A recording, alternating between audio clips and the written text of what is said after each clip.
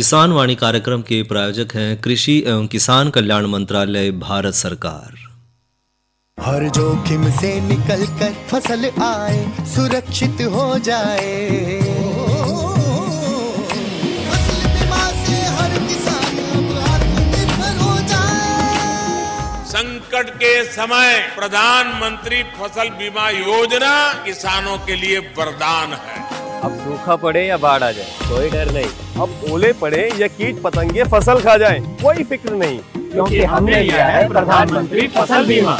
बुआई से फसल कटाई तक हर जोखिम का दावा, न्यूनतम प्रीमियम पर अधिकतम भुगतान का वादा। योजना से हर साल जुड़ रहे हैं 5 करोड़ से ज्यादा किसान। अब आपकी है बारी। नजदीकी कृषि कार्यालय, सहकारी समिति, बैंक शाखा, अधिकृत बीमा कंपनी या जन सेवा केंद्र में स्वेच्छा से करा सकते हैं पंजीकरण। फसल बीमा पोर्टल या फसल बीमा ऐप द्वारा भी कराया जा सकता है पंजीकरण। प्रधानमंत्री फसल बीमा योजना, आपकी फसलों का संपूर्ण सुरक्षा कवच। कृषि एवं किसान कल्याण मंत्रालय, भारत सरकार।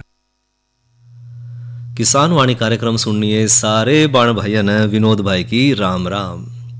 किसान भाइयों, अपने कुछ किसान भाइयों ने तो खेत में प्याज की जो फसल है वह निकाल ली और भंडारण खातर तैयार रख रखी है।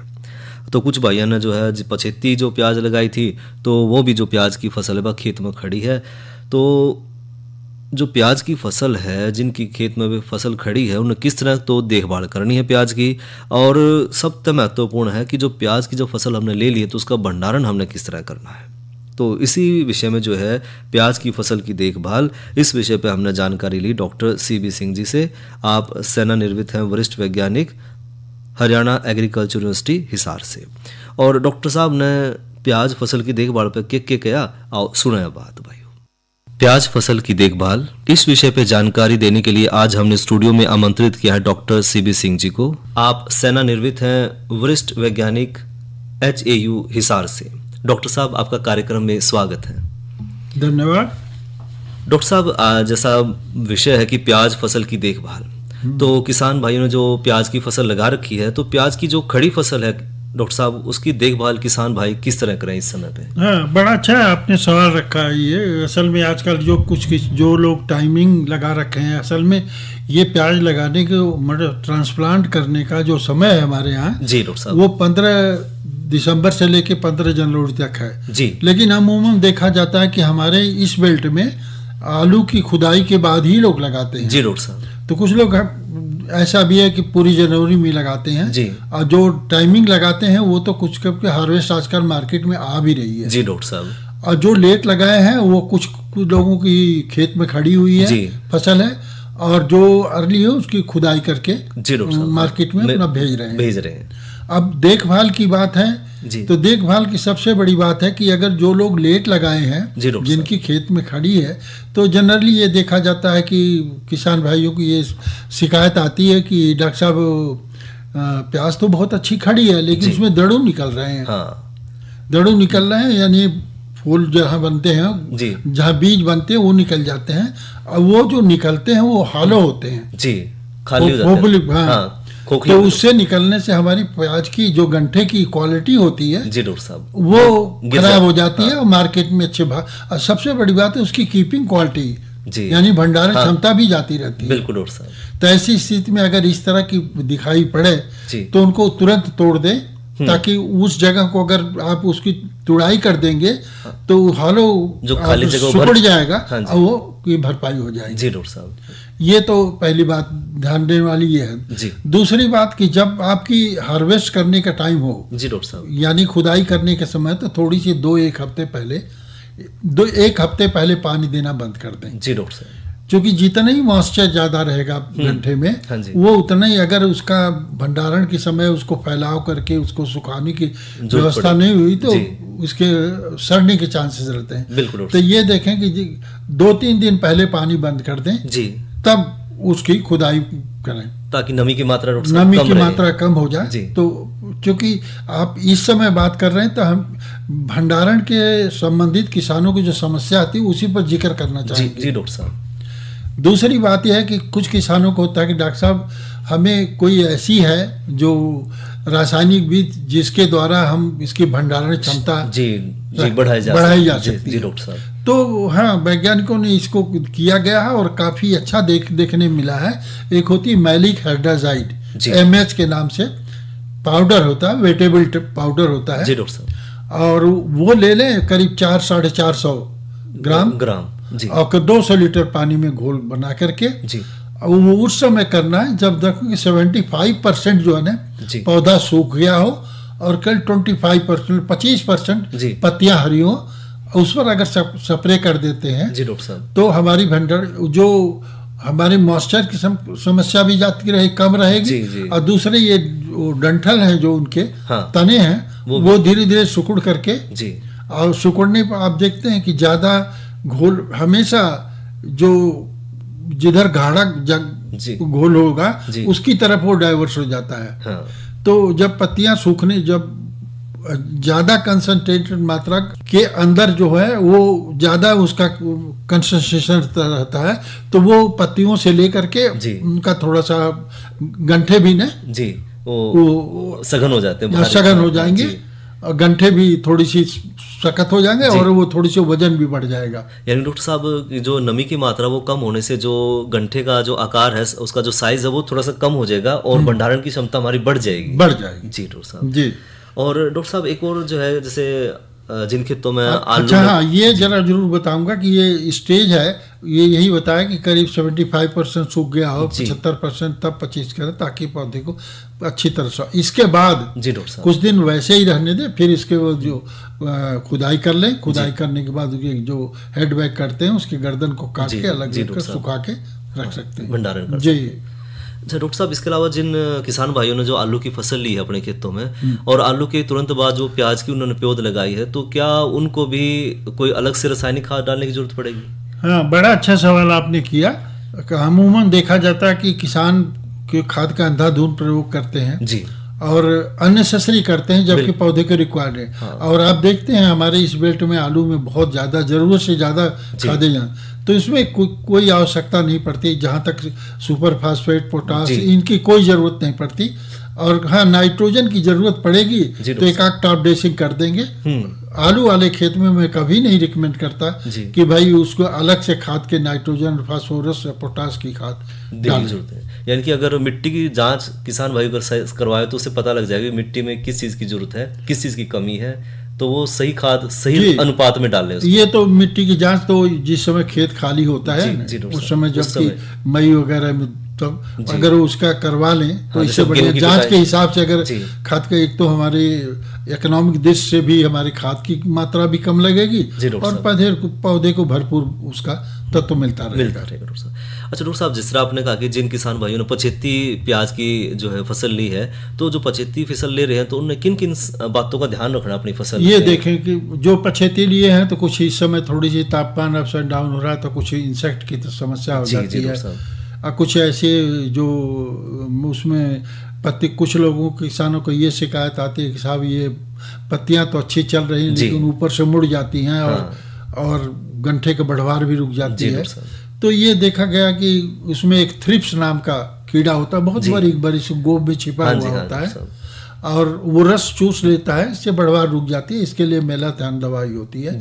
कोई भी लेके इंसेक्टिसाइड लेके अगर स्प्रे कर ले, खासकर स्टिकर जरूर लाए उसमें चिपक सके, दवाई का ठहराव हो सके। अच्छा, और ये भी देखें कि उस गोब में जो भी रसायन का अगर प्रयोग करें तो वो गोब में जाना चाहिए, ताकि दवाई का असर हो सके, पूरा असर हो दवाई का। जी। अच्छा डॉक्टर साहब, इसके अलावा और कोई जो किसान भाई प्याज की फसल ले रहे हैं तो कुछ और कोई सावधानी खास तौर पर उन्हें ध्यान रखना है कि अगर गलती करेंगे तो पैदावार भी कम हो सके है और जो फायदा किसान भाई ने मिलना है वो नहीं मिल पाता, तो ऐसा और कोई सुझाव आप किसान भाई? बस यही कहूँगा कि जब भी आप इसकी खुदाई करें जी, तो पानी, कुछ लोग सुविधा की वजह से वो पानी लगा के ही उसको पाड़ते हैं, यानी खुदाई करते हैं। और चूंकि आजकल के लेबर की कास्ट ज्यादा हो गई तो किसान भाई फिर ये भी कहते हैं किसान भाई की साहब लेबर बहुत कास्ट पड़ती है, इसलिए तो हम पुल करके खींच करके निकाल लेते हैं।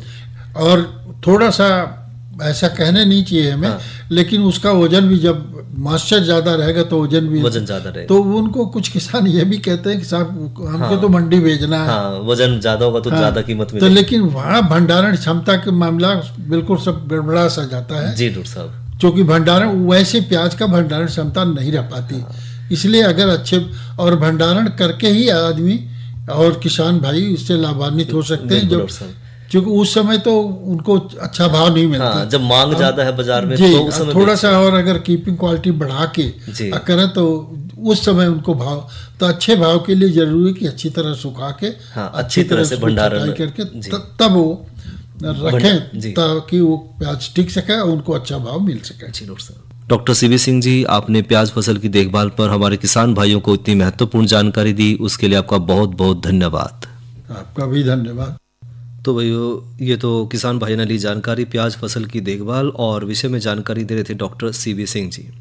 और भाइयों, इवले मौसम की जानकारी, तो आज का अधिकतम तापमान रहा 39 डिग्री सेंटीग्रेड और न्यूनतम तापमान रहा 20 डिग्री सेंटीग्रेड। और आने वाले कल का अधिकतम तापमान रहने की संभावना है 38 डिग्री सेंटीग्रेड और न्यूनतम तापमान रहने की संभावना है 19 डिग्री सेंटीग्रेड। और साथ ही भाइयों जानकारी ले लें कल के कृषि कार्यक्रम के विषय की। तो भाइयों कल है दिन शुक्रवार और कार्यक्रम में भाइयों चर्चा करेंगे नमो ड्रोन दीदी योजना पे, और साथ ही आज की नसीहत के तहत चर्चा करेंगे गेहूं की कटाई और गाही में सावधानियों पे। साथ ही लेंगे भाइयों जानकारी फसलों में देसी खाद के महत्व पे। और इब करवाऊं भैया का मनोरंजन, सुने रागणी।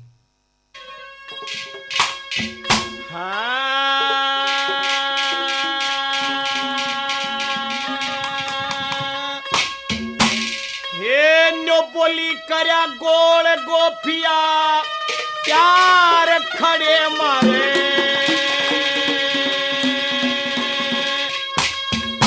ये बाड़ी जवार बाजरा पाकरा लिया, बाजरा पाकरा लिया, गोल गोफिया प्यार खड़े मारे,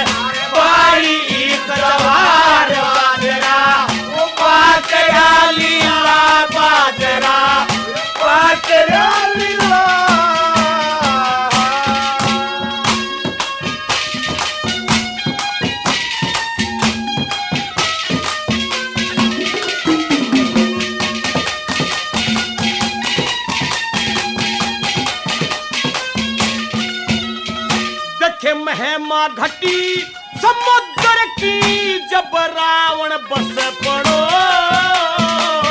महिमा घटी समुद्र की रावण बस पड़ो, और दूर खेत का जाना से हमारे खेत पड़े 2 कोस पड़ के, कोसट पकड़ अन्यार बीत के, जम्फर और सलवार ओढ़ना हो गया गिला बाजरा, वो पाकरा लीला, गोल गोफिया चार खड़े मारे, बारी सलवार बाजरा, पाकरा लीला बाजरा, पाकरा लीला।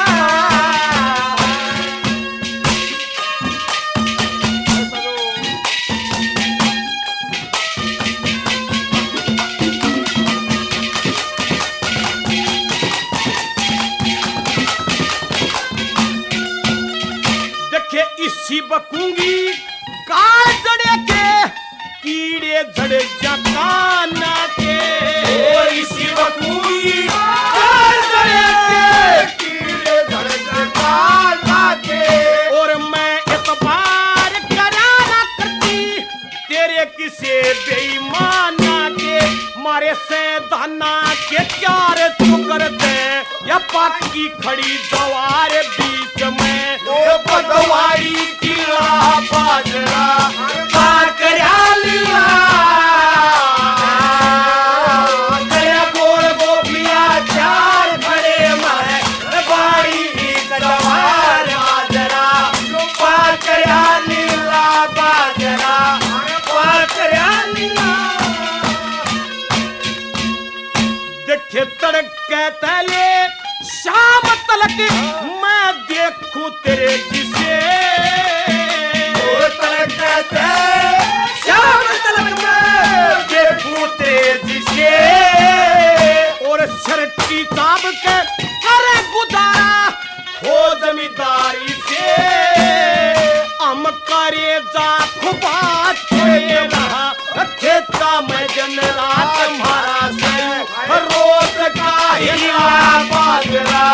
बाकरा लीला अरे गोल गोपिया चार खड़े मरे बाड़ी एक जवार बाजरा बाकरा लीला बाजरा बाकरा लीला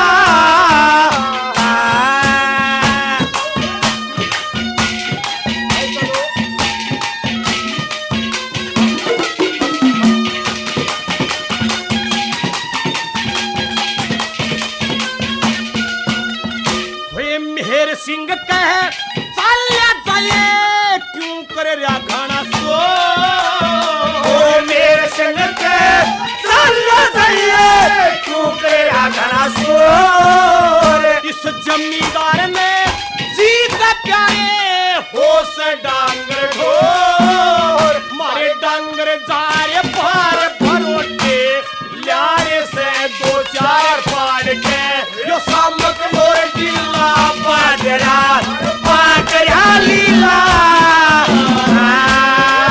तेरा गोल गोपिया त्यार खड़े मारा बाड़ी एक जवार बाजरा बाकरा लीला बाजरा बाकरा लीला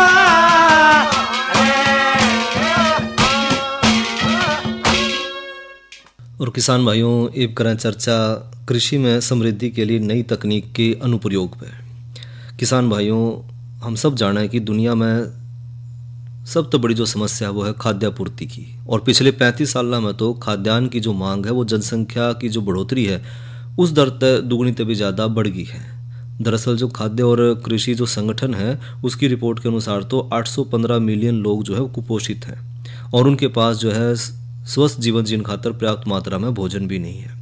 तो ऐसे में जो है कृषि क्षेत्र में हम अगर आधुनिक तकनीक का उपयोग करेंगे तो उससे जो है किसान भाई को कई तरह की मदद मिलेंगी और साथ ही जो नई और बेहतर जो तकनीक है उन अपनाने तक जो है फसलों का उत्पादन और उसकी जो उत्पादकता है उसमें भी बढ़ोतरी किसान भाई देख पाएंगे।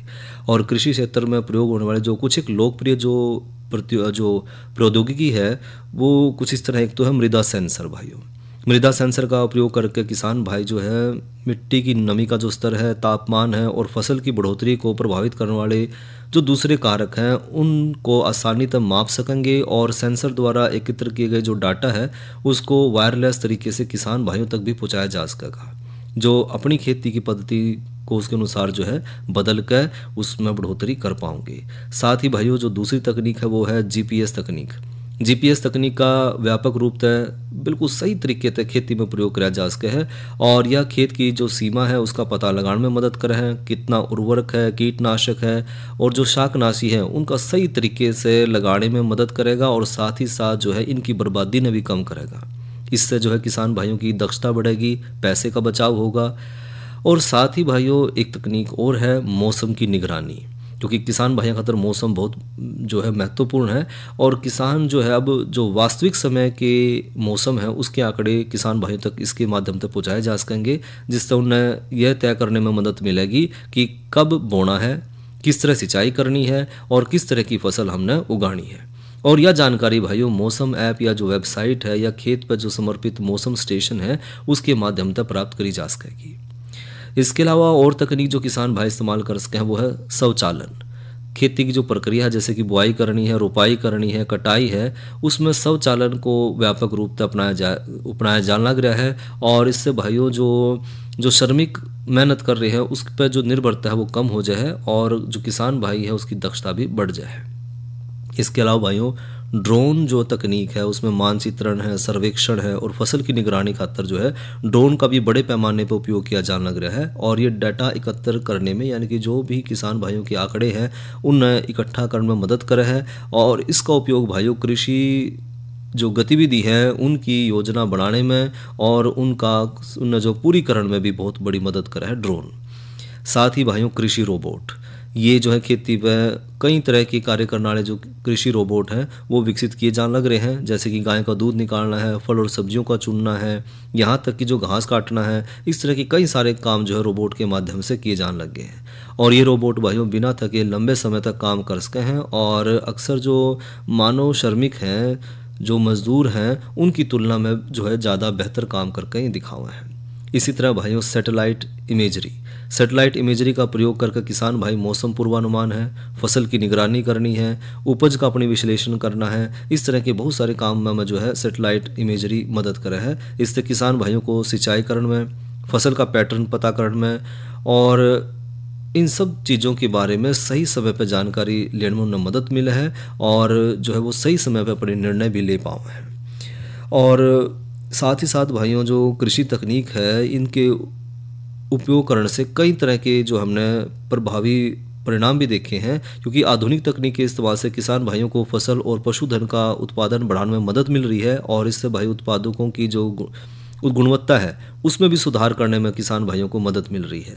नई तकनीक के इस्तेमाल से जो है उत्पादन की लागत भी कम हुई है और साथ ही साथ भाइयों जो किसान भाई हैं वो अपने उत्पाद को बाज़ार तक पहुंचाने में भी उनको बड़ी आसानी हुई है। साथ ही तकनीक के इस्तेमाल करने से जो है खेती बाड़ी के क्षेत्र में नए रोजगार भी इसमें सृजित होने लग रहे हैं। और हाल ही के जो साल हैं उनमें तो देखा गया कि कृषि प्रौद्योगिकी ने दुनिया भर के किसान भाइयों को महत्वपूर्ण उस पर प्रभाव डाला है और प्रौद्योगिकी की मदद से किसान भाई अब अपनी जो पैदावार है उसमें भी बढ़ाने में पहल कर रहे हैं और साथ ही भाइयों ज़्यादा फसल पैदा करने में भी किसान भाई सक्षम हो पा रहे हैं। साथ ही वे कम मेहनत करके कम चीज़ों को लगाकर ज़्यादा कमाई कर पा रहे हैं। और हालांकि जो है कृषि में प्रौद्योगिकी के उपयोग में जो है कुछ खामियां भी हों, कुछ कमियां भी हुई हैं, तो जैसे इनका रखरखाव करना थोड़ा सा महंगा पड़ जाए। किसान भाई ने शुरू में मशीन है जो उनको सीखना पड़ा है कि किस तरह इनको उपयोग करना है, तो इस तरह कुछ इसके जो है नुकसान भी हैं।